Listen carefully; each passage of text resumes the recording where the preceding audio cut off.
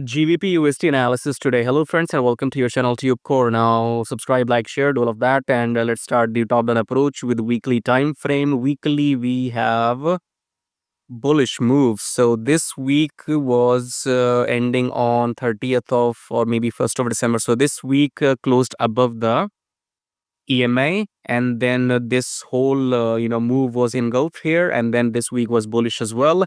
So coming back to Delhi, I think we are starting the new uptrend, because if you use your line right here, this previous BOS is broken. This candle has broken this previous high, so we are going for the uptrend now. But I think we have to wait for the pullback. Okay, so 4 hour seems like overbought, so we have to take a pullback and then only we enter long. So as a swing trader, look for longs in GBPUSD, but wait for the pullback. Subscribe, like, share, and take care. Alright guys, thanks for watching the video, and if you want to copy my exact swing trades coming this week with precise entry timing, with take profit, with stop loss, then check out the first link below the video.